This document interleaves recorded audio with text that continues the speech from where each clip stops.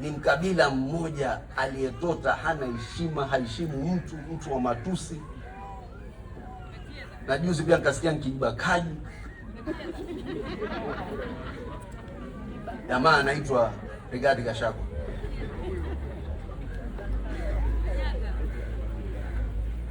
Jana sema yeye amfurahi sana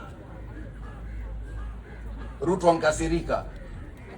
Afadhali hasira za Ruto bana.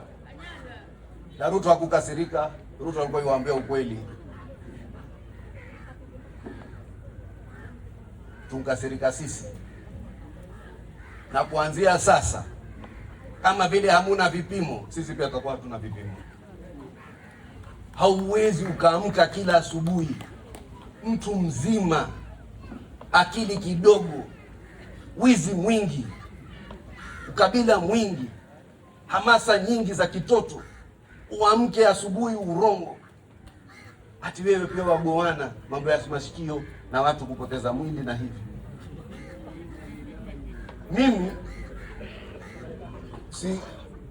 nilikuwa admitted siku 4-5.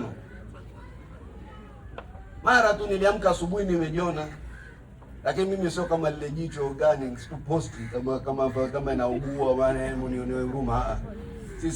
Sisi wajua watu nganga, tulelewa kijeshi. Mwanzo naenda kuangalia nini. Nikitoka hospitali naambiwa mambo mawili tu. Lala, ulali sana. Unajua mara nyingi watu walikuwa wakiangalia katika WhatsApp, utanipata niko macho saa 8. Nikaambiwa lala, napunguza mwili, utaishi zaidi. Kupunguza mwili ni akili bwana, katika kutafuta masuala ya afya. Hata mimi kuanzia nitoke hospitali mwezi wa Juni mpaka leo karibu miezi 8 hisia nimepunguza 17 kilos. Nakaa wazungu Waswahili wanaposema ninakaa spoti wewe. Na bado maana mimi naelekea 85. Sasa hivi niko 94. Nabakisha 9.